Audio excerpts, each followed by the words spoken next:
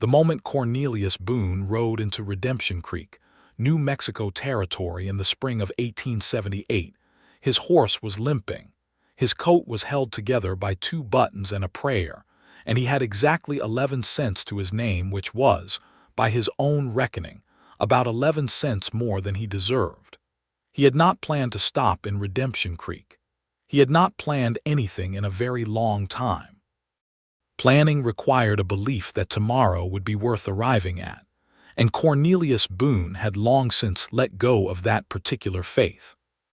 He had ridden south from Colorado with no destination in mind, no purpose shaping his direction, nothing but the dull mechanical habit of putting 1 mile behind him and 1 mile ahead of him, the way a man walks in his sleep, moving without meaning it, arriving nowhere with great determination.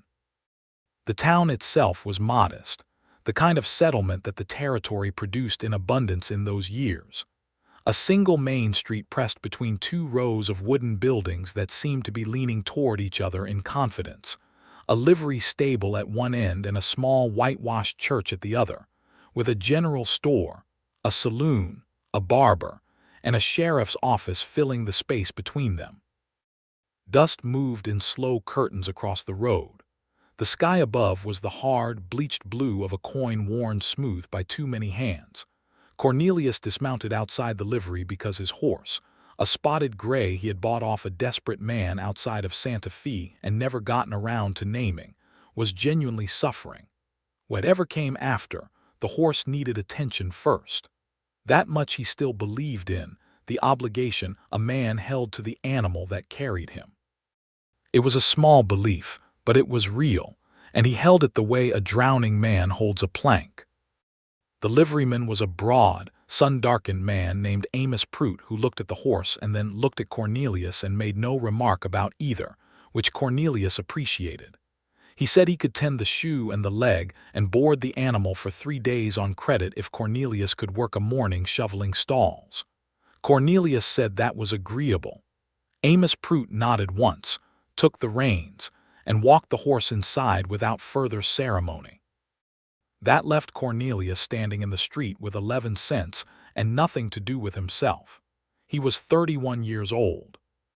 He had been in sequence, a farmer's son in Tennessee, a soldier in a war that tore the country in half, a drifter in the aftermath, a briefly hopeful man who had tried to build a cattle operation in Colorado and had it broken apart by a hard winter and a harder creditor. And then after that, simply a man moving through the landscape without attachment to it. He was not, by temperament, a violent man, though the territory had required occasional violence of him, and he had provided it. He was not stupid. He was not cruel. He was simply emptied out, the way a house is emptied when the family that gave it meaning packs their things and leaves. The walls are still standing. The roof still holds, but something essential is gone, and the absence of it is louder than any sound. He stood in the street of Redemption Creek in the spring of 1878 and felt that absence like weather, like a cold that had moved inside him and made its home there. He was considering the saloon when the sound reached him. It was a woman's voice, clear and unhurried, coming from the direction of the general store across the street. Not raised in alarm, not soft in the way women were often taught to make themselves soft in the presence of strangers. It was simply a voice that filled the space it occupied without apology. "If you stack those crates the way you have been stacking them, Mr. Henley, you are going to have 12 broken jars of apple preserves by Thursday, and a very disappointed woman from the Harmon homestead who ordered them in February." Cornelius turned without fully meaning to. She was standing on the porch of the general store, which bore a painted sign reading Kingsley's Dry Goods and Sundries, and she was addressing a young man of perhaps 17 who was, in fact, stacking crates in a deeply unreasonable manner. She was tall for a woman of the time, with dark chestnut hair pinned up with the particular efficiency of someone who regarded her hair as a practical matter rather than a decorative one.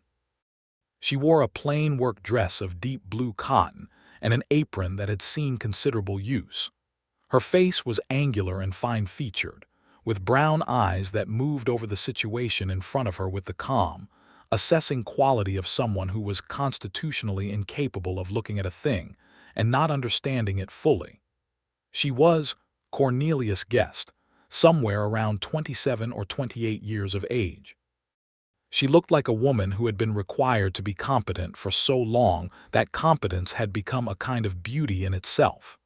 The young man, Henley, rearranged the crates with visible chagrin. The woman watched until the arrangement satisfied her, said something that made the boy laugh despite his embarrassment, and then her gaze moved along the street in the casual way of someone who has owned a view for a long time and still finds it worth looking at. Her eyes landed on Cornelius. He was aware in that moment of how he must appear. He had not shaved in several days. His coat, as previously noted, was barely coherent. He was standing in the middle of the street in the particular posture of a man who does not know where he is going and is not troubled by the fact that he does not know. Most people looked at Cornelius Boone in those years and saw trouble, or saw nothing at all. It amounted to the same thing. Virginia Kingsley looked at him and tilted her head very slightly to the left. It was the look of a woman who had seen something unexpected and was working out what to do with it. Then she walked down the 2 steps from her porch and crossed the street toward him, and Cornelius, who had nowhere to be and nothing preventing him from simply walking away, stood where he was and watched her come. "You just arrived," she said. It was not a question. "Yes, ma'am." "On that gray that Amos Prout just took in." "That's right." She studied him for a moment with those clear, assessing eyes. "You look like a man who has not eaten a proper meal in several days." Cornelius considered lying. He was not sure why he did not. "Closer to a week," he said. Virginia Kingsley nodded as though this confirmed something she had already suspected. "I have a position open," she said. "The boy who does my heavy work quit 3 days ago to go chase gold rumors in Arizona. I need someone who can lift, carry, build shelves, make deliveries to the homesteads, and do it without breaking anything or stealing from me. The pay is modest. There is a room in the back that has a cot and a window. Meals are included." Cornelius looked at her. "You don't know me." "I don't," she agreed. "But I know a man who needs a meal and a place to be, and I have both of those things, and my store needs work done. I am proposing an arrangement, not a friendship. You can decide whether you want it." There was something in the way she said it, matter-of-fact and generous at once, without the quality of charity that would have made him feel small, that caught in his chest like a splinter. He had received pity before. He had received suspicion.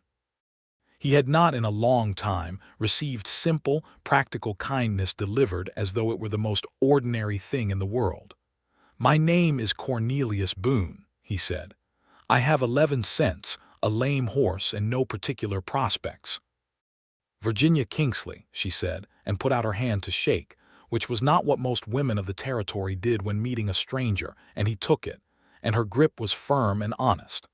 "I have a store that needs running and more work than I can do alone. I think we can be useful to each other, Mr. Boone." He did not say yes immediately. He looked up the street and down it, at the dust moving between the buildings, at the flat blue sky, at the church at one end and the saloon at the other. He thought about the 11 cents. He thought about the lame horse. He thought about the fact that he had been riding without direction for 4 months and had not arrived anywhere worth being. "All right," he said. That was how it started, not with thunder or ceremony, not with the dramatic collision of 2 lives that stories tend to favor.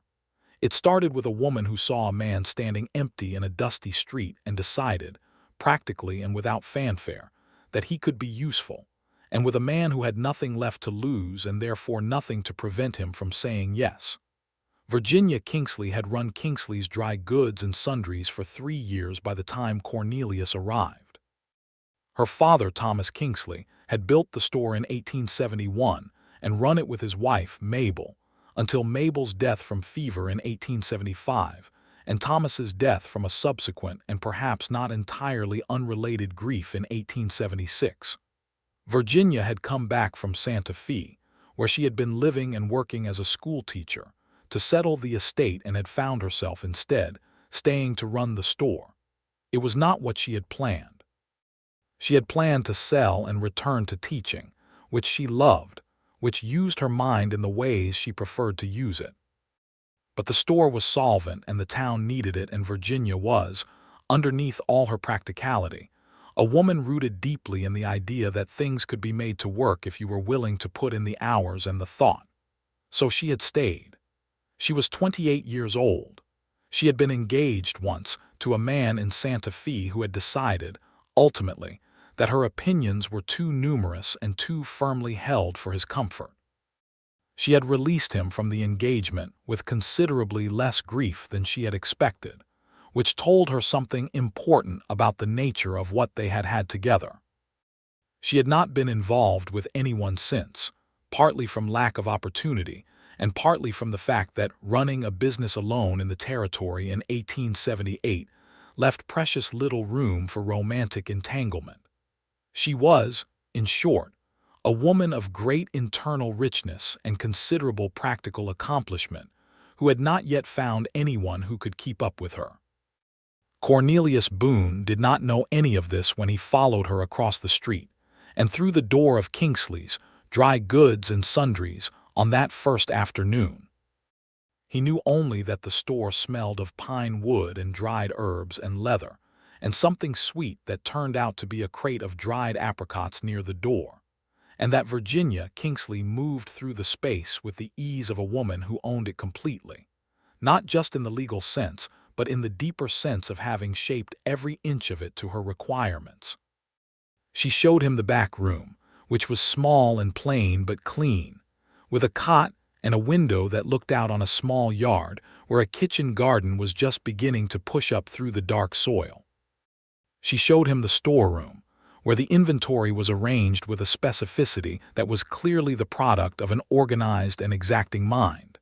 She showed him the shelving she needed rebuilt in the dry goods section.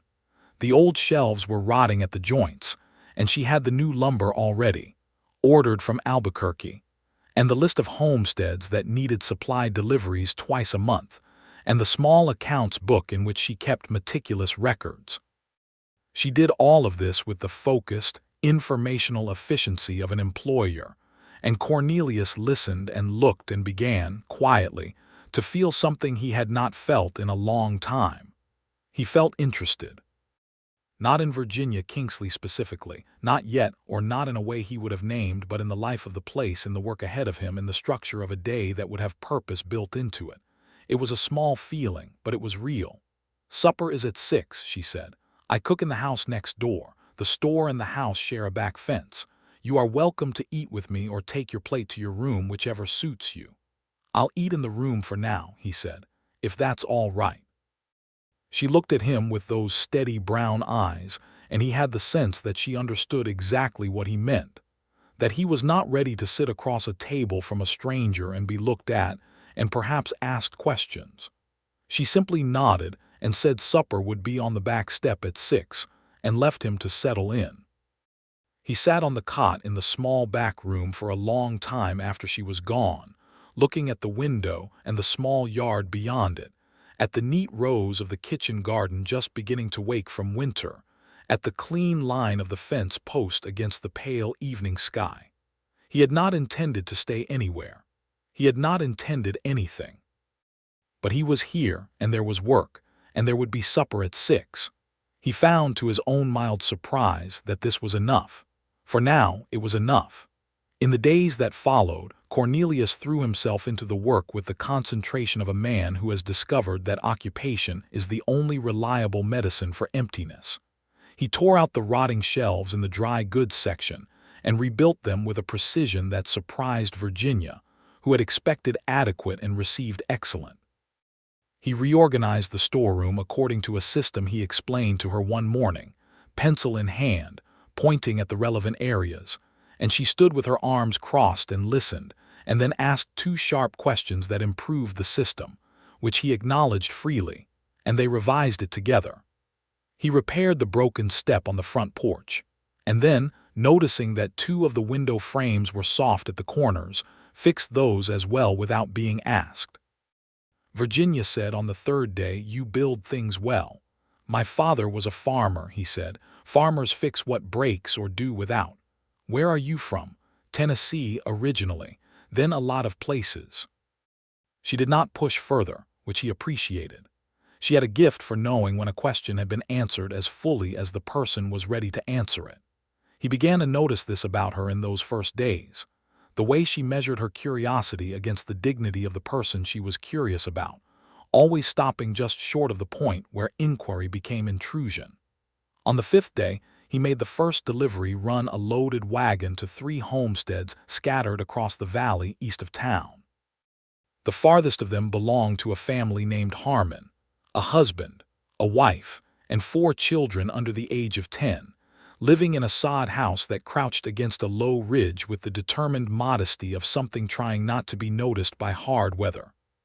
Ruth Harmon met him at the door with a baby on her hip and helped him unload the goods with a brisk competence that reminded him, in its texture, of Virginia. He made a mental note of this, that the women of this territory, the ones who stayed and worked and built lives here, had a quality in common that was not quite what the stories about it named. They were not merely tough. They were something more complicated than tough. They were deeply, quietly, practically alive. He rode back to town in the long golden light of late afternoon and arrived to find Virginia on the front porch with a ledger open on her knee, working through columns of figures with a small frown of concentration that she was not performing for anyone, since she did not know he was watching.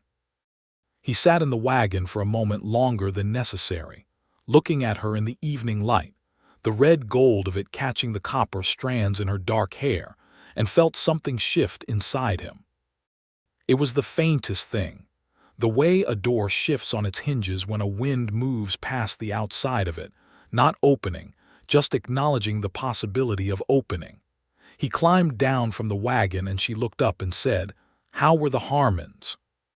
And he said, "Well enough," and told her about the baby and about the way the sod house sat against the ridge. And she listened with that complete, genuine attention she gave to everything.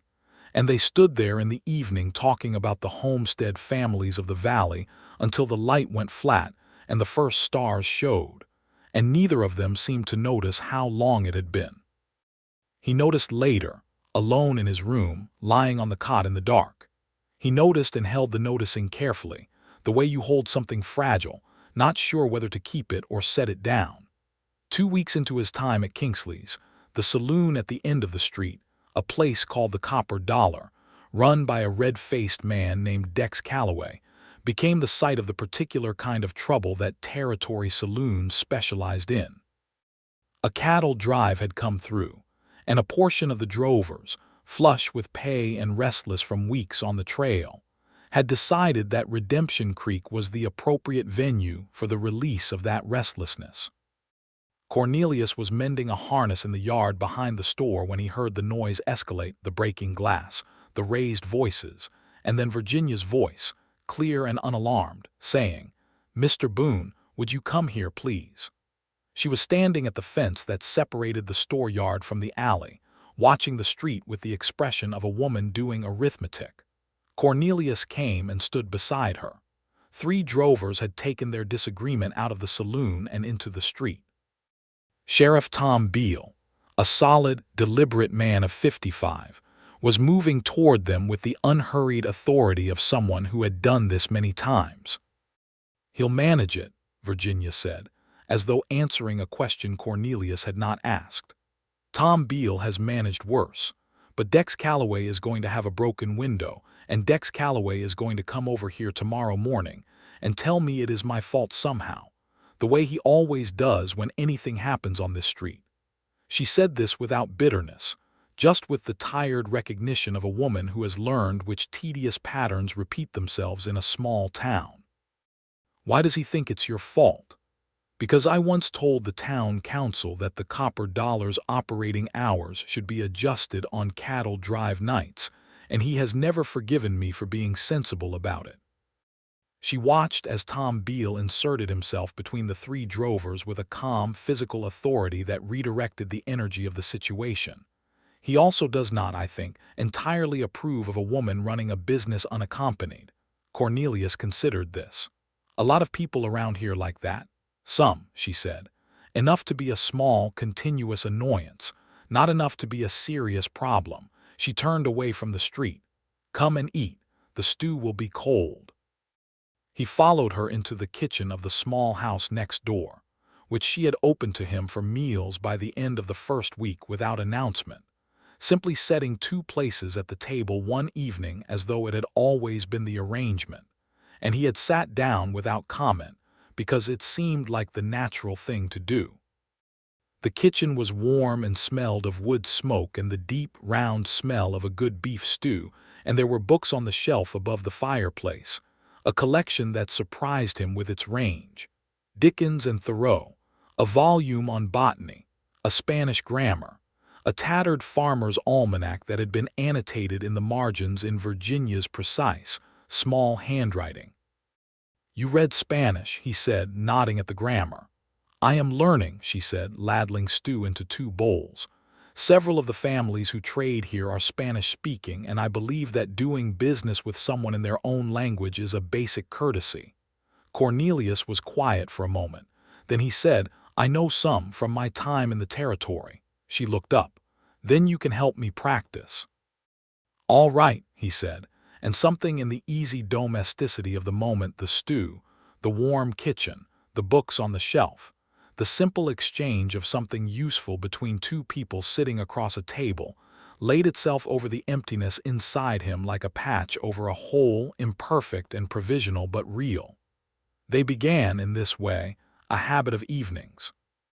After the store closed and supper was cooked, they sat at Virginia's kitchen table or, on warm nights, on the back step of the store looking out at the garden, and they talked.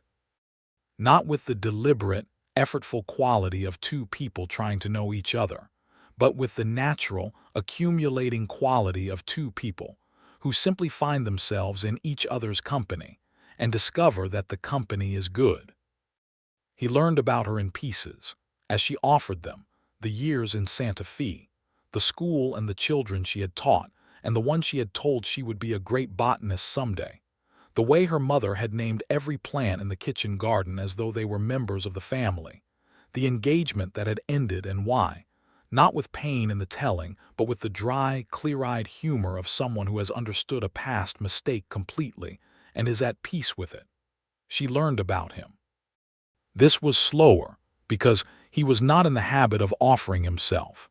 But Virginia Kingsley had a quality that undid reticence not by pressing against it, but by simply making it unnecessary.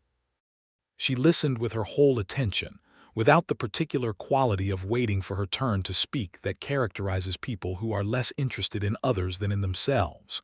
And when he talked, however haltingly, it felt like something coming loose, something that had been wound tight for a long time, beginning to unwind. He told her about Tennessee, about the farm and his father and the flat green richness of the country before the war came over it.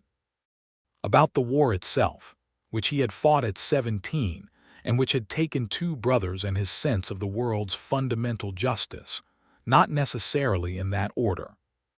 About the years after, when he had drifted and tried and drifted again, the cattle operation in Colorado that had felt for a year like a real life starting, a future being built, and then the winter and the debt and the foreclosure and the horse with the limp and the 11 cents. He told her all of this over the course of many evenings, and she received every piece of it with the same steady, unhurried attention, and never once looked at him the way he had come to expect people to look at him, with the particular mixture of pity and diminishment that says, "I understand now why you are what you are, and what you are is less than you might have been."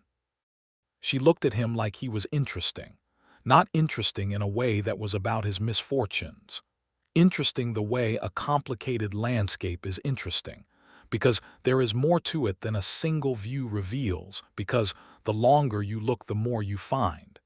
He had not been looked at that way in a very long time. He was not entirely sure how to carry it. One morning in late May, about 6 weeks after his arrival, He was in the storeroom taking inventory when Virginia came in with a piece of paper and a look of focused trouble on her face. She spread the paper on the crate between them. It was a letter from a creditor in Albuquerque, a supplier who was calling in a debt that her father had incurred in the last year before his death, a debt Virginia had not known about and had not had the liquidity to address since taking over. "How bad?" Cornelius asked. "Manageable, if I liquidate the extra stock of winter goods I have been meaning to liquidate since March," she said. "I have been putting it off because I did not think I could get a fair price.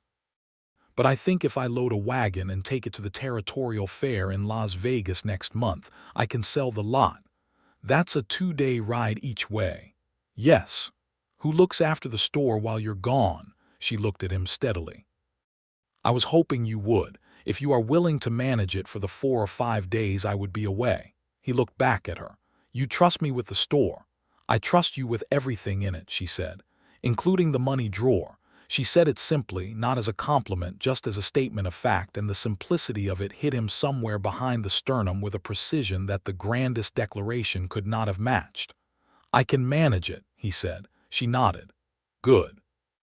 I'll also need someone to help me load and transport the wagon as far as the Picos, where I can hire a driver who knows the road to Las Vegas. Would you be willing to take me that far?"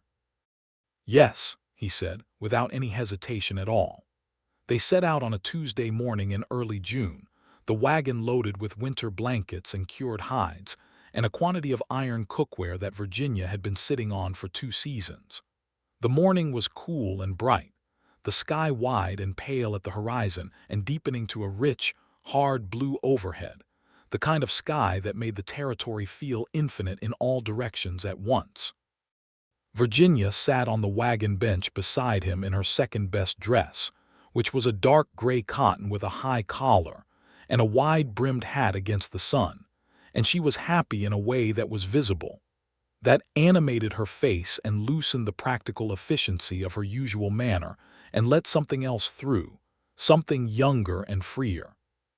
She pointed out things along the road, a colony of cliff swallows nesting under the lip of a red rock formation, a stand of desert willows in pale pink bloom beside a seasonal creek, a hawk riding a thermal so high it was barely a speck of motion against the blue. She knew the names of things. Not in the idle way of someone who has been told them once, but in the deep way of someone who has looked carefully and understood the relationships between things. Why the desert willows grew here and not 50 yards in either direction. What the hawk's altitude told about the air pressure. Why the cliff swallows had chosen that particular overhang. Cornelius drove and listened and found himself looking, for perhaps the first time since the territory had become his home, at the landscape he moved through. He had been passing through this country for months and had seen it only as terrain distance to be crossed, weather to be endured, geography without character. Virginia Kingsley looked at it as though it were alive and reciprocating, and in her company he found himself beginning to see it the way she did.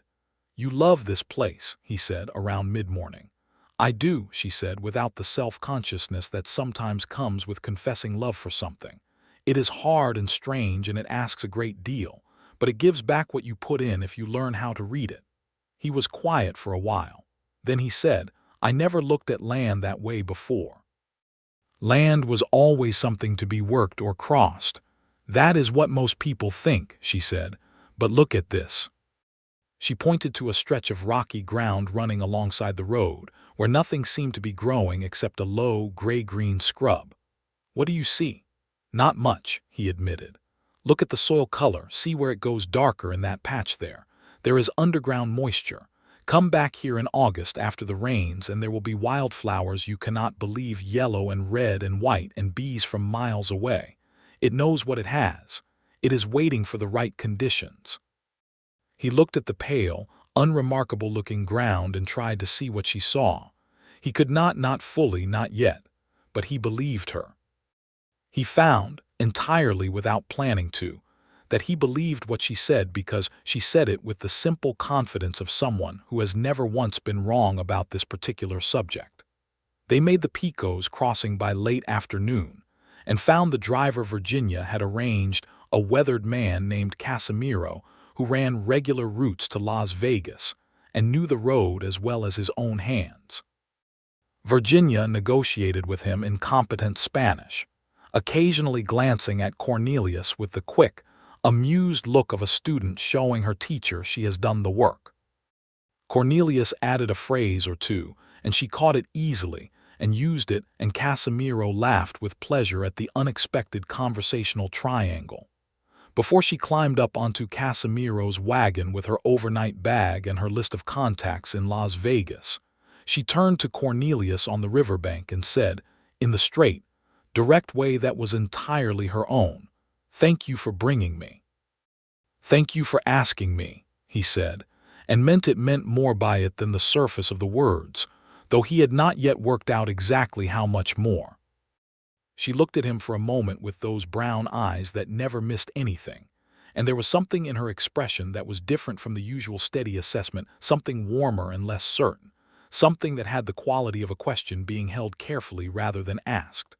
Then she said, "I'll be back Thursday," climbed up beside Casimiro, and the wagon moved on down the road west. Cornelius stood on the riverbank until the wagon was small and then invisible in the distance. Then he turned the empty wagon around and drove back toward Redemption Creek in the long slant of the evening light. And he thought about the underground water in the pale ground and the wildflowers that would come if you waited. And he thought that he was beginning, for the first time in years, to understand what waiting for the right conditions might mean. He ran the store for 4 days with a competence that surprised him, not in the physical operations of it, which he understood, but in the way the townspeople treated him. With Virginia absent, he was simply the man at Kingsley's, and the townspeople dealt with him as such, without the complicated sidelong quality that had characterized their initial interactions with him, as a newcomer of uncertain origin and purpose. Old Henry Marsh came in for his weekly tobacco and stayed to talk for 20 minutes about the spring planting. The Ramos family, Maria Ramos and her mother, Senora Elena, who were 2 of Virginia's most regular customers, came in for flour and dried beans, and Cornelius served them in his best Spanish, which was considerably less graceful than Virginia's, but earnest enough that Senora Elena laughed warmly and said something complimentary that he only partially caught. He felt, in those 4 days, the strange and foreign sensation of being somewhere, not passing through, not occupying space until the next movement, being in a place that had weight and texture and people in it who knew his face. Virginia returned on Thursday evening, wind-burned and satisfied, the inventory sold at a price that more than covered the debt and left a reasonable margin. She came through the store door with her bag over her shoulder and her hat pushed back from her face and looked around the orderly space and said, "You moved the spice jars." "The labels face the wrong way for someone standing at the counter," he said. "I turned them so you can read them without picking them up." She looked at the row of labeled jars and then looked at him with an expression that started as surprise and became something softer. "That is exactly right," she said. "I should have done that 2 years ago." "You were busy," he said. They ate supper that night and she told him about Las Vegas, the fair, the negotiations, the woman from a merchant family there who had given her a contact in Albuquerque that might mean better supply terms going forward. She spoke with the animated, alive quality of someone who has done something difficult and done it well, and Cornelius watched her face in the lamplight and felt the feeling he had been carefully not fully examining for weeks now rise up in him without asking permission, warm and unmistakable and slightly terrifying. He was in love with her. He did not say so. He was not the kind of man who made declarations from the ambush of an unexamined feeling. But he sat with it after supper in his room, with the window open and the night air coming in, and the sound of the town settling around him, and he was honest with himself about what it was.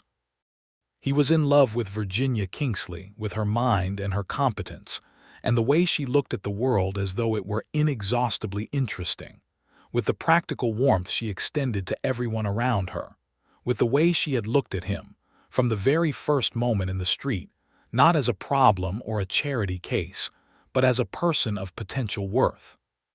She had seen something in him that he had stopped seeing in himself. The question was whether that seeing was the kind that ended in partnership or the kind that ended in good employment and friendly suppers. And that was a question he could not answer for her. He spent the better part of June working this over in the quiet parts of his days, when his hands were busy and his mind had room to move. He was not by nature a man who avoided difficulty, but he was a man who had learned caution about things that mattered. Virginia Kingsley was the most important person he had encountered in years. The thought of misreading her, of crossing a line and disrupting the thing they had built between them, felt like a genuine danger. What he did not account for was the fact that Virginia Kingsley was not a woman who waited for situations to resolve themselves. It was a Saturday in late June. The store closed for the afternoon. Virginia closed on Saturday afternoons, a habit she had established and defended to the town council who had opinions about it. And they were in the kitchen garden together, Virginia teaching him what she called the important thing about the garden, which was not the planting but the listening. You had to look at what the plants were telling you. The tomatoes were telling her they needed more water on the eastern side, where the soil was sandier. The beans were telling her they were ready to pick. The lavender she had planted in the spring was telling her it was finding its way. They were working side by side in the warm late afternoon, the kind of work that is quiet and physical and requires just enough attention to make the mind pleasantly clear. And at some point he became aware that the distance between them had diminished, not suddenly, not in a way that could be attributed to a single movement, but gradually, the way two rivers come together. He was reaching past her for the watering pail and she turned to hand it to him, and they were very close, close enough that he could see the fine detail of her face, the particular quality of her expression, which was not accidental. Nothing about Virginia Kingsley was accidental. "Cornelius," she said. "Virginia," he said, and his voice was lower than he had meant it to be. "I want to ask you something, and I want you to answer me honestly." "I'll try," he said. "Are you planning to stay?" The question was not about the job. He understood this completely. And he realized, standing there with the watering pail between them and the lavender at their feet, and the late June sun laying its warm hand on everything, that he did not have to think about the answer. "Yes," he said. "I'm planning to stay." She looked at him for a long, clear moment. The assessing quality was there, as always, but there was something else beneath it now, something open and honest, and a little unguarded in the way that only matters between people who are genuinely at risk of something. "Good," she said. And then, with the characteristic directness that he had come to understand was the most Virginia thing about her. "Because I think we are building something here. Both of us, and I think it would be a considerable shame to interrupt it." He set the watering pail down. "Virginia," he said, "I am not a man who knows how to make speeches." "I know," she said, "I have noticed. But I want you to know that the last months have been—" He started again. "I came here with nothing, not just no money and a lame horse, nothing inside me that was pointed at anything. And I don't know exactly how to explain what's happened except to say that I see things differently now. The ground looks different. The days look different." He paused. "You look different from how anything else looks." She was very still. The garden was warm around them, and somewhere in the cottonwood at the back of the yard, a bird was going through its evening song. "Tell me what you mean by that," she said quietly. "I mean that I'm in love with you," he said. "And I don't say it to complicate anything or put pressure on anything. I say it because you asked me to be honest, and I have learned in your company that honesty is the only useful thing." Virginia Kingsley took a breath.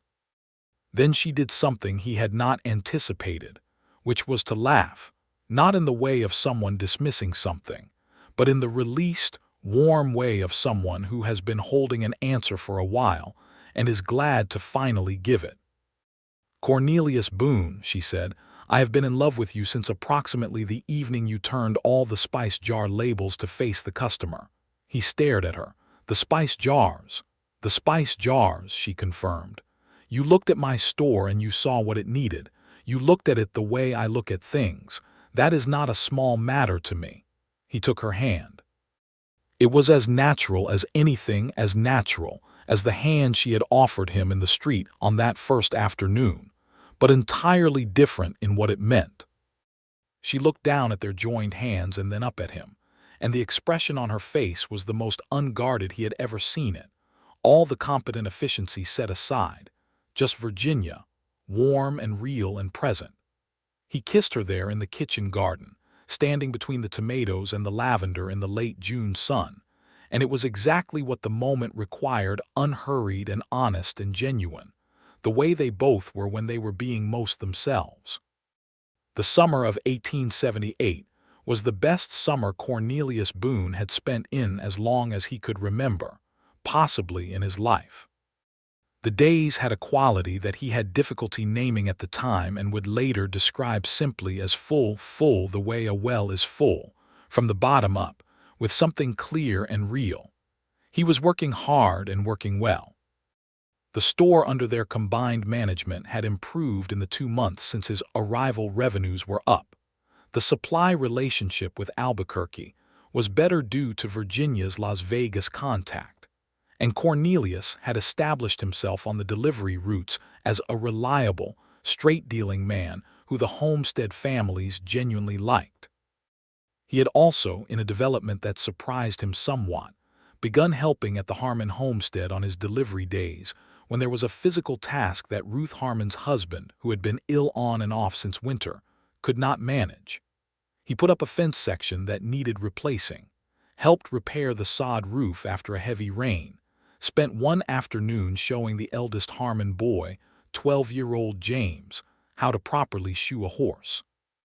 James Harmon had a talent with horses that was unmistakable, and Cornelius told him so, with the direct, uncondescending honesty he tried to bring to all his dealings with young people. The boy went red with pleasure and asked 3 questions in rapid succession that showed exactly how serious his interest was. Cornelius answered all of them and left the Harmon homestead that afternoon feeling the particular satisfaction of having given something useful to someone who could use it. He told Virginia about it at supper. "You would have been a good teacher," she said. "You sound surprised." "I'm not surprised," she said. "I'm recognizing something I already suspected." She reached across the table and touched the back of his hand briefly, easily, the way people touch each other when they have moved past the formal stage of courtship and into the deeper, more domestic territory of genuine love. "You see people, Cornelius. The way you see the Harmon boy, the way you see what customers need before they ask for it, that is a teachable gift." He looked at her. "What do you mean, teachable?" "I mean you can teach others to use it," she said, "or you can use it in other ways. You have been thinking too small about yourself." He was quiet for a moment, then he said, "You do this." "Do what?" "See futures," he said, "in things, in people. In ground that looks empty, you look at something and you see what it could become." She considered this. "I suppose I do," she said. "I never thought of it as a particular skill. It always seemed to me like the only reasonable way to look at things." "It is not how most people look at things," he said. "I didn't look at things that way.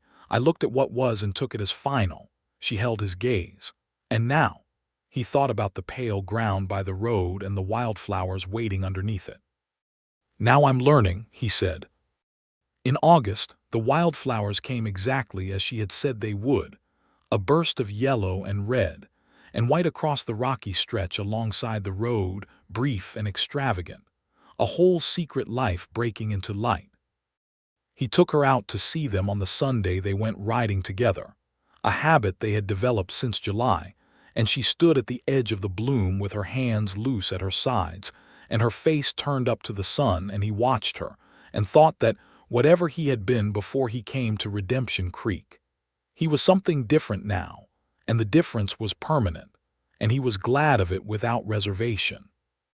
He asked her to marry him in September, on the back step of the store in the evening, with the kitchen garden going to its autumn quiet around them and the first cool edge in the air, and the sky full of stars that in the territory were always more stars than anywhere else, more than a person could reasonably be expected to reckon with.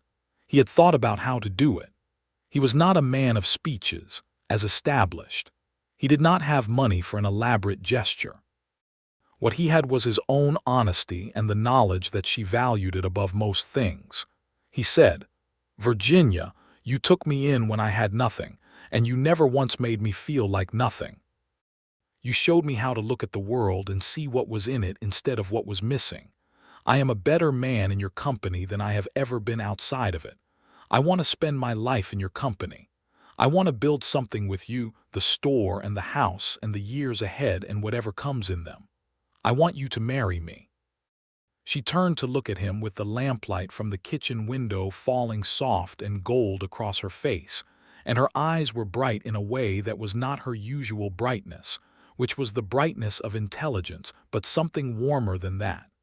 "Yes," she said. "With great willingness, yes." They were married in October, in the small whitewashed church at the end of the main street, on a Saturday afternoon when the cottonwoods along the creek had gone to gold, and the sky was that particular autumn blue that the territory produced like a specialty, deep and fierce and generous. Tom Beale, the sheriff, gave Virginia away with the gruff, fond dignity of a man who has watched someone work hard for a long time and is glad to see them happy. Amos Prout from the livery attended and managed not to say anything discouraging, which was, for Amos, a significant social achievement. The Harmon family came, Ruth in her best dress and the children in a row of decreasing heights, and James Harmon, who had turned 13 in September, stood very straight in a way that Cornelius recognized as a boy trying to honor an occasion. Senora Elena Ramos and her daughter Maria attended, and Senora Elena cried, which she explained afterward was because she was extremely happy and also because she always cried at weddings, and the two things together were simply more than she could manage without significant expression. Dex Calloway from the Copper Dollar did not attend, but nobody noticed or minded.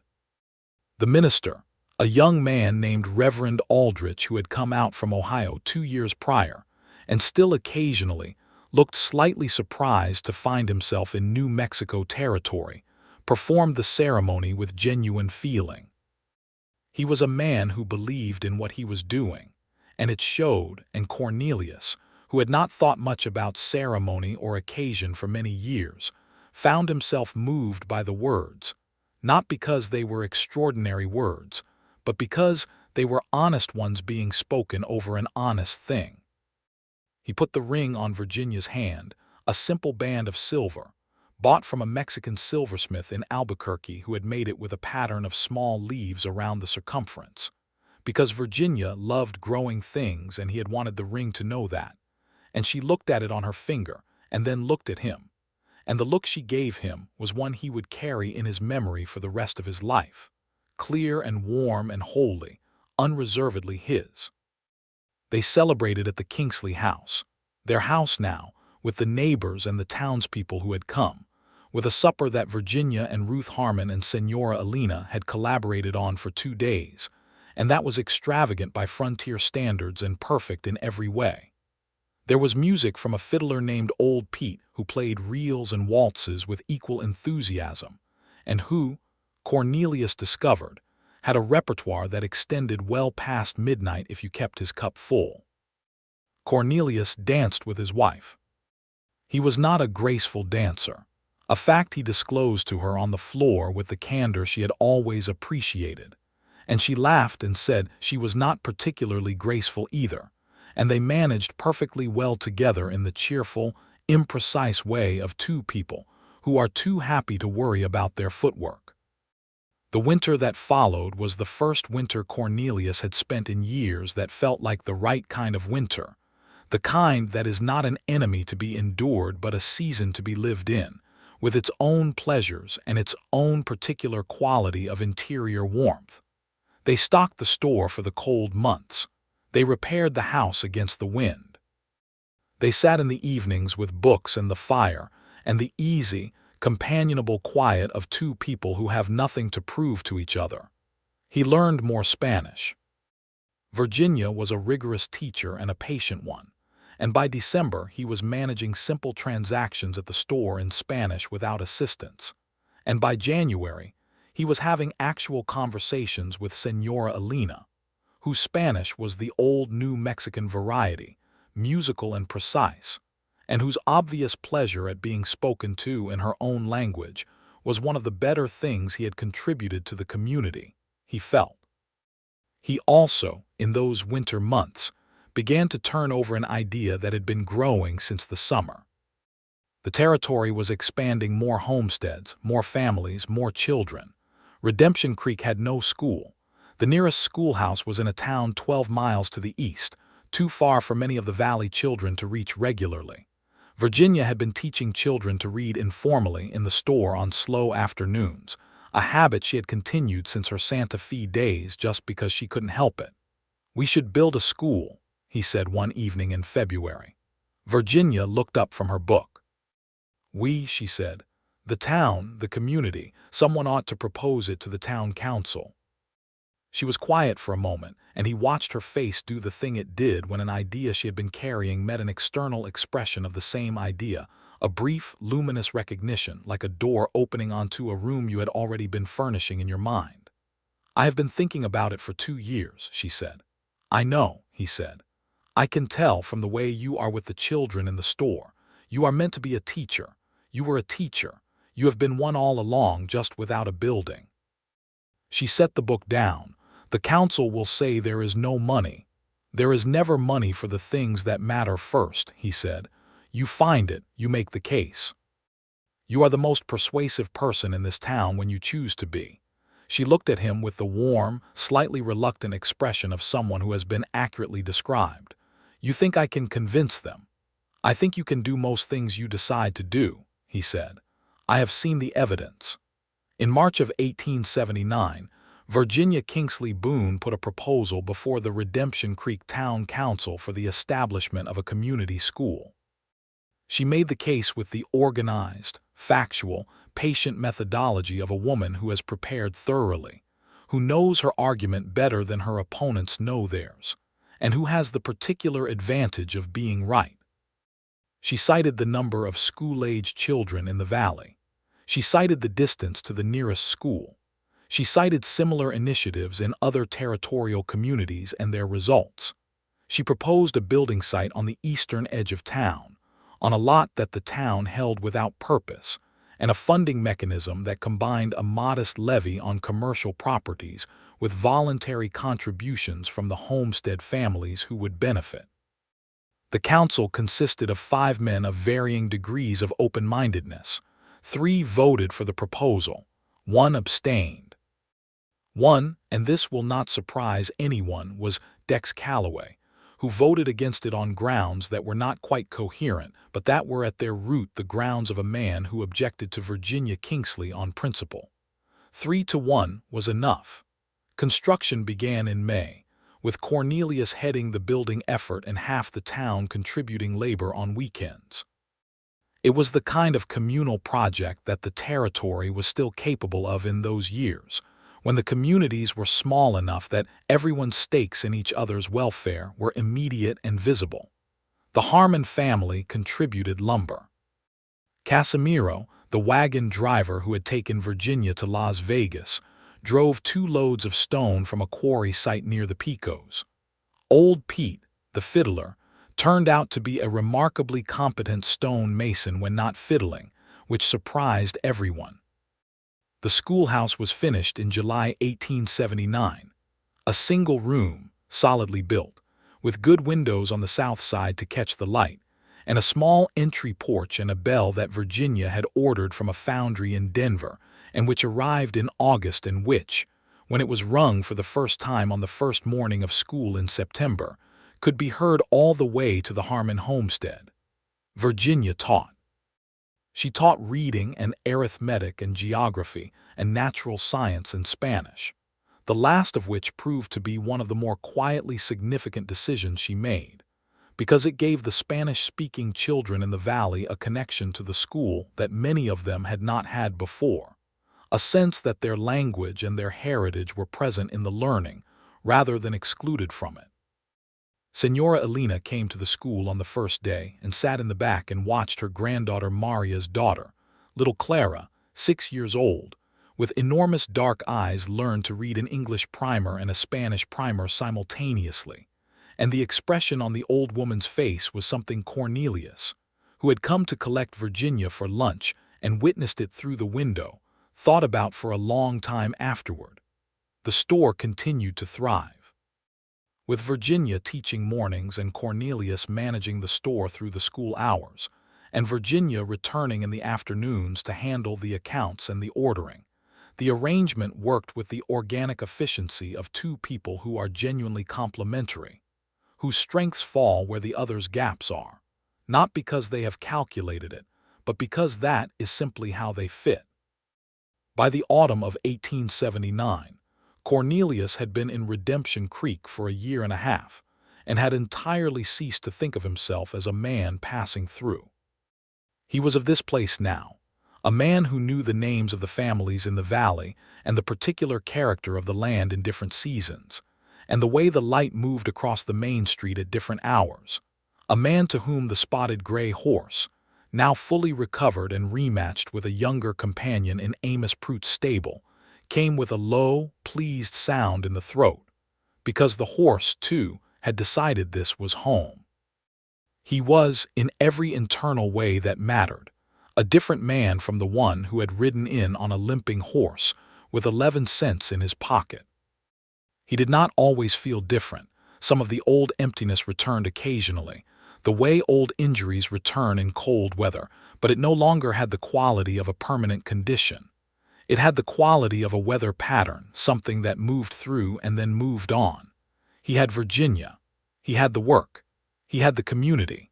He had, increasingly, a sense of his own place in the world that was not provisional or borrowed but genuine and built. In the spring of 1880, they discovered that Virginia was expecting their first child. She told him on a Tuesday morning, standing in the kitchen garden with her hands still dark from working the early soil, and he took her hands in his and looked at her face, which was calm in its surface but alive with something deep and complex underneath, some mixture of gladness and weight and wonder, and he did not have words for everything he felt, but she did not need him to have words. She could read him as well as she read the garden. "Are you frightened?" he asked. "Some," she said honestly. "Are you?" "Some," he said, "and very, very glad." She leaned against him there in the kitchen garden in the spring morning, and he held her with the full weight of what they had built between them, and it was more than he had thought he was capable of holding. Virginia continued to teach through the spring and into early summer, because she was Virginia, and the idea of stopping before she needed to stop was foreign to her temperament, and also because she said the children did not benefit from disruption, and she intended to find a substitute to carry the school through the summer and autumn before the baby came in October. She found the substitute in an unlikely place, a young woman named Clara Voss, recently arrived in the territory with her family, who had 2 years of schooling herself, and a gift with children, and a willingness to learn that Virginia, in the 3 weeks she spent preparing her, shaped into genuine teaching competence. The pregnancy was without complication, which was not guaranteed in the territory in 1880, and was not something either of them took for granted. Ruth Harmon, who had produced 4 children, was the person Virginia trusted most in the practical matters of it, and Ruth came into town regularly and brought both advice and the calm authority of experienced example. Senora Elena brought remedies from her own tradition, teas and poultices and instructions delivered with great specificity and warmth, and Virginia received them with the respectful seriousness she gave to all knowledge, regardless of its origin. Cornelius was, in this period, very quietly terrified. He did not perform the terror, did not make himself the center of Virginia's attention around it, but he lay awake some nights with the weight of it pressing on him, The knowledge of how many things could go wrong and how little his competence and care could guarantee outcomes in a world that had demonstrated its indifference to deserving. He had lost people. He knew what loss was. Virginia, who could read him as previously established, addressed this directly one night when she found him awake and still beside her. "I'm not going anywhere," she said. "You don't know that," he said. "I know that I am healthy and strong and that Ruth Harmon has done this 4 times and will be here and that I am not afraid." "You said you were some afraid." "Some," she said. "Not frightened. There's a difference." She took his hand under the blanket. "Cornelius, look at me." He turned. The bedroom was dark, but not entirely dark. The moon through the window laid a pale line of light across the floor, enough to see her face. "I see a future," she said. "I see one very clearly." "Do you believe me?" He thought about the pale ground and the wildflowers. He thought about the lavender finding its way. He thought about the school bell ringing across the valley and little Clara Ramos reading in 2 languages. "Yes," he said, "I believe you." "Good," she said. "Then sleep." He slept. Their son was born in October 1880. On a bright, cold morning with the cottonwoods outside the bedroom window flaring gold against the hard blue sky. Delivered by Ruth Harmon with efficiency and care, and the occasional brisk instruction to Cornelius, who was present because Virginia had asked him to be, and who discovered that he was considerably more useful in this situation than he had expected to be. Virginia was, throughout, precisely as she had said she would be, strong and not afraid, working with the work of it the way she worked with any difficult task, focused and determined and fully present. The boy was healthy. He was dark-haired, like Virginia, and had, from the first week, a pair of eyes that Cornelius thought might be capable, in time, of the same quality of looking that his mother's had, the quality of someone who intends to understand what they see. They named him Thomas James Boone Thomas for Virginia's father, who had built the store and loved this landscape, and James for Cornelius's older brother, who had not come back from the war but who had been, before the war, the kind of person who deserved to be remembered by a name going forward into the future. Senora Elena brought a gift, a hand-embroidered cloth of extraordinary fineness and beauty, worked in the colors of the territory, red and gold and the deep blue-green of the desert after rain, and held little Thomas James with the solemn, smiling competence of a woman who has held many children and knows exactly how to hold them. "He is a good face," she said in Spanish. "He has looking eyes." Cornelius caught Virginia's eye over the old woman's head, and Virginia smiled at him with the full warmth of someone who knows she has been right about something important, and he felt it everywhere in his chest and his hands and down through the soles of his feet to the ground he was standing on. This particular ground, the ground of this life, this chosen and arrived-at life, this future that someone had seen in him before he had been able to see it in himself. The school reopened in January 1881 with Virginia back in her rightful place behind the teacher's desk, Thomas James in a basket in the corner that she had lined with the senora's embroidered cloth, sleeping through arithmetic lessons with a serenity that his mother appreciated professionally. Clara Voss, who had acquitted herself well through the autumn term, stayed on as Virginia's assistant, an arrangement that suited everyone and that would eventually become its own permanent position as the school grew. The store went on growing.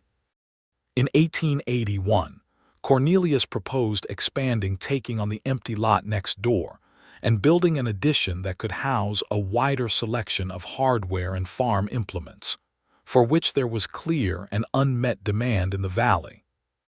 Virginia ran the numbers, agreed with the demand assessment, negotiated with the bank in Las Vegas for a modest loan, and supervised the addition's construction with a specificity of requirement that made the building crew, which included Cornelius and old Pete and 2 men from the Ramos family, occasionally exasperated and ultimately grateful, because the addition was exactly right.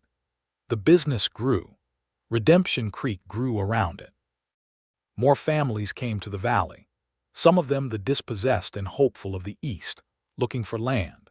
some of them the long-established families of the territory, Spanish and Pueblo and Navajo people, whose relationship to this land preceded the Americans by centuries, and whose presence the town, under the influence of Virginia's practiced inclusion and Cornelius's developing understanding of history's injustices, began to accommodate with more genuine respect than many such towns managed.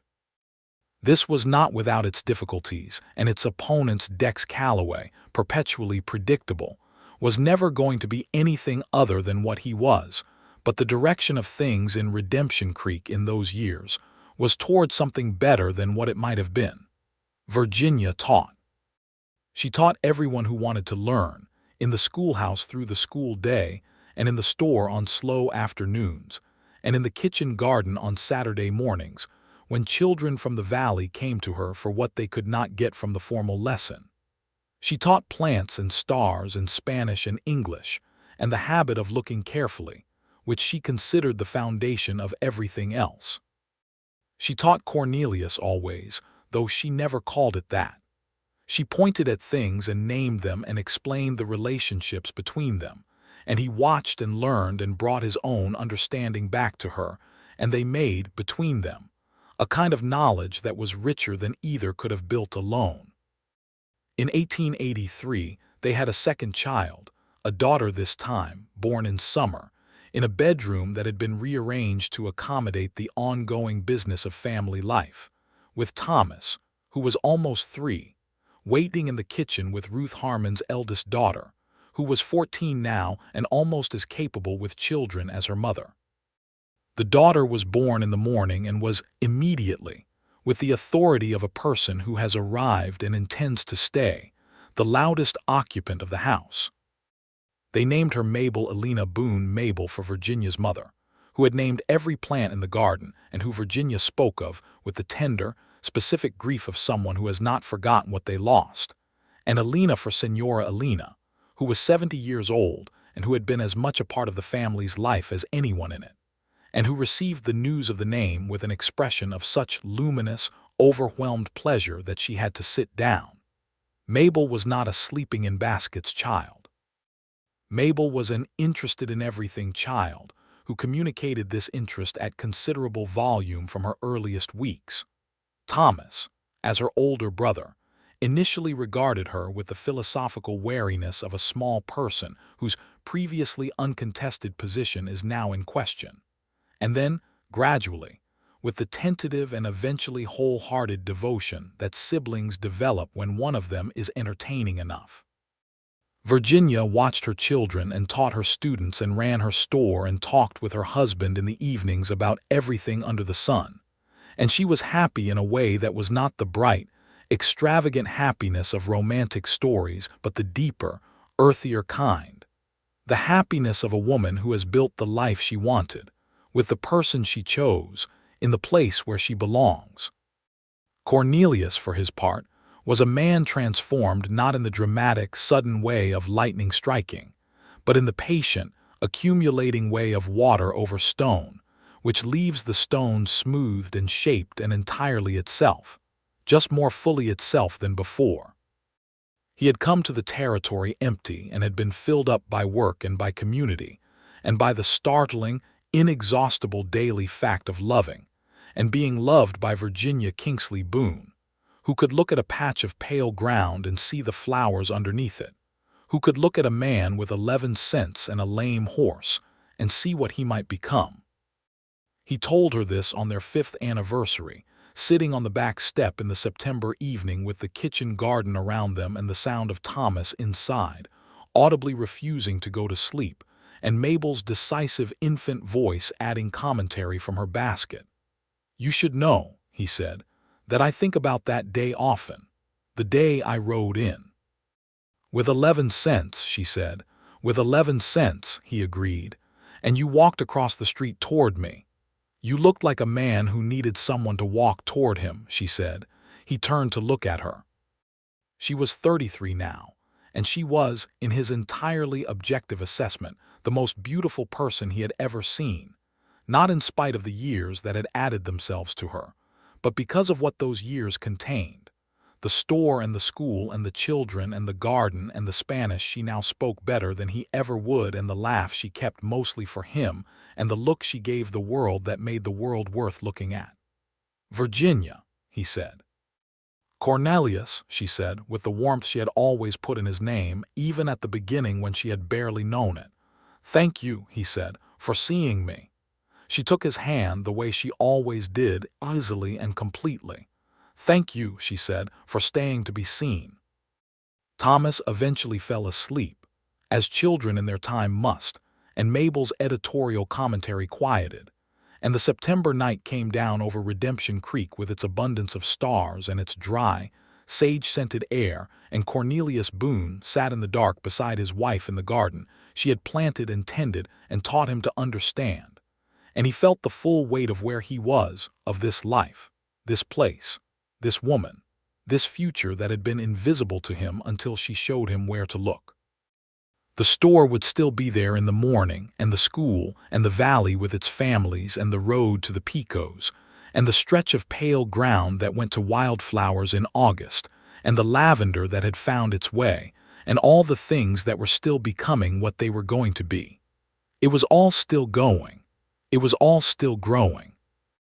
And Cornelius Boone, who had ridden into Redemption Creek with nothing in him pointed at anything, was at the very center of it, home, and present, and alive in every way a man can be alive, which is to say, loving and loved, seen and seeing, with a future laid out before him as wide and real and full of waiting color as the ground Virginia had shown him that first long summer, that first golden, transforming summer when the world had opened back up and let him in.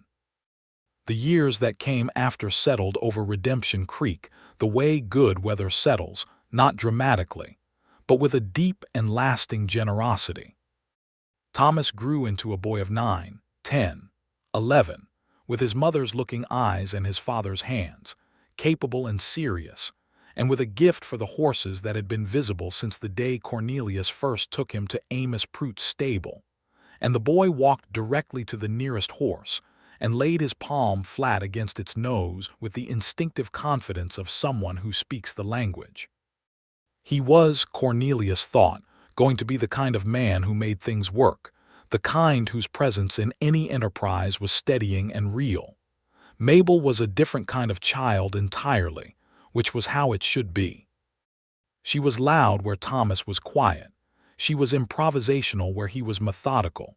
She had opinions at age 4 that most adults had not yet managed to arrive at, and she delivered them without ceremony. She sat in on her mother's classes from the age of 3, not as a student exactly, but as a presence, watching from her small chair in the corner with an attention that was so focused it occasionally unnerved the older students.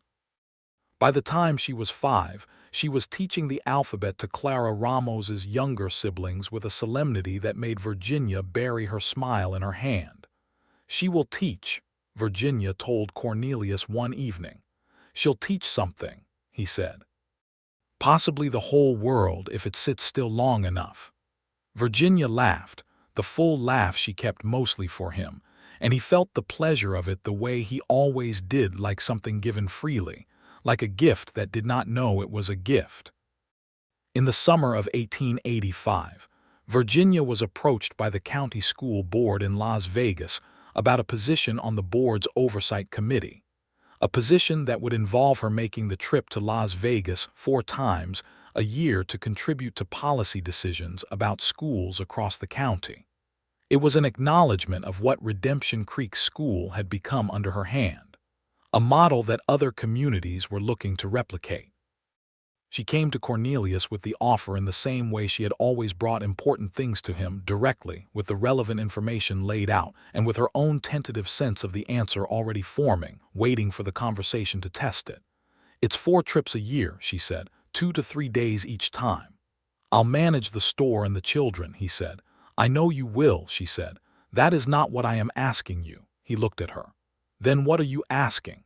Whether you think I should accept?" He was quiet for a moment, turning it over. Then he said, "I think that the schools in this county would be better for having you on that board. I think the children who will go to those schools would be better for it, I think you are exactly the right person for it." He paused. "And I think you already know all of that and you want me to say it out loud." She smiled. "I do want you to say it out loud." "Then I am saying it out loud," he said. "Accept the position, Virginia." She accepted the position. In the years that followed, she became one of the most effective members of the board, not because she was the loudest or the most politically connected, but because she came to every meeting with the same thing she brought to everything: careful preparation, clear thinking, and the willingness to advocate for the children who had the least and needed the most. She pushed for Spanish to be recognized as an appropriate language of instruction in schools with substantial Spanish-speaking populations. This was a position that generated resistance, because the territory in those years was not uniformly enlightened about the value of what its Spanish-speaking citizens brought to it, and the school board was not immune to that particular blindness. Virginia argued the case with the patient, factual, persistent methodology she had always used, and she did not win everything immediately, but she won incrementally, and what she won held because she built it on the right foundations. Cornelius watched all of this and felt the quiet, steady pride of a man who knows he married the best person he has ever encountered, and who has the wisdom to know that this is not a diminishment of himself but an expansion. He had built things in those years, not just the store addition and the schoolhouse, but a reputation in the valley as a man you could count on. When the Harmon homestead's well ran dry in the summer of 1884, Cornelius spent 3 weeks with a crew of men from town working the problem, because that was what you did, because the territory worked on the principle of mutual aid or it did not work at all. And Cornelius Boone, who had once been a man with no stake in anything, had become a man who understood stakes intimately. James Harmon, now a young man of 16, worked alongside him on that well project with a competence that filled Cornelius with a specific, non-paternal but deeply fond pride. James had the horses and he had the land in his blood, and he was going to be a fine man, and Cornelius had played some small part in that, not by teaching him anything grand, but by seeing his talent and saying so, which sometimes is all the help anyone needs. The well was re-drilled. The water came. Ruth Harmon made a supper for the whole crew on the night it ran clear. The deep summer dark full of stars and the smell of food, and the particular sound of people who have worked hard together and earned the pleasure of eating. And Cornelius sat with his full plate and the warmth of the fire and looked around at the faces of these people, his community, his territory, his home, and felt a gratitude so complete it had no edges. On a Sunday morning in the autumn of 1886, Cornelius Boone stood on the front porch of his house on the main street of Redemption Creek, New Mexico Territory, with Thomas on one side of him and Mabel on the other, and watched Virginia come across the street from the store. She had gone over to check on a delivery, because she was constitutionally incapable of not checking on deliveries, and he thought about the first morning he had seen her cross that same street toward him. All those years ago, with her clean, unself-conscious stride and those clear brown eyes that saw everything, she was still crossing the street the same way. The stride was the same. The eyes were the same. She was 36 now, and she was, as previously and repeatedly noted, the most beautiful person he had ever seen. She reached the porch and looked up at the three of them, her husband and her children arrayed on the porch steps in the autumn morning, and her face did the thing it always did when it found them. It opened up, all the practical efficiency and the focused competence opening up like the ground in August, into something warm and unguarded and entirely hers. "What are the three of you looking at?" She said. "You," said Thomas, who was practical and direct like both his parents. "Me," she said. "You," said Mabel, who was not going to be left out of any declaration and who added for completeness. "We were waiting." Virginia came up the steps and kissed the top of Mabel's head and squeezed Thomas's shoulder and looked at Cornelius with the look, the one that was still, after all these years, entirely and specifically for him. "Were you waiting long?" she said. "No," he said, "not long at all." Which was true, in the way he meant it. He had never, From the moment she walked across the street and put out her hand and said her name, truly waited for anything. Everything he had been waiting for without knowing it had been there, in Redemption Creek, in that store and that house, and that kitchen garden, in this woman who had seen a future in him when he could not see one in himself, and had, with the same patient, practical generosity she brought to everything, showed it to him until he could see it too.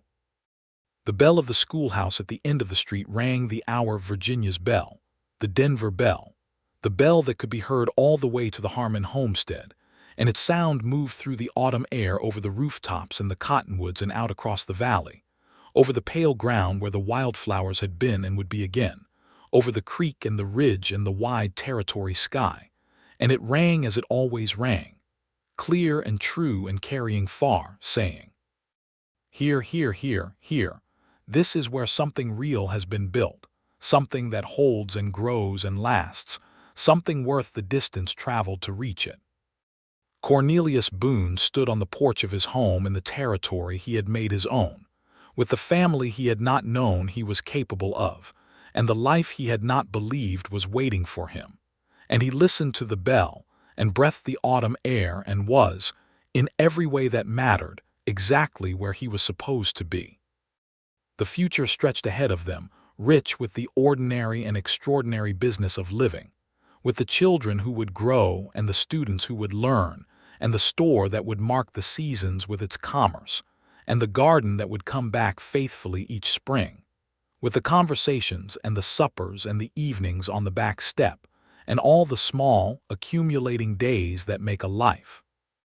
And Virginia Kingsley Boone, who could see a future in everything, had seen this one long before it was anything at all, and she had been entirely, completely right.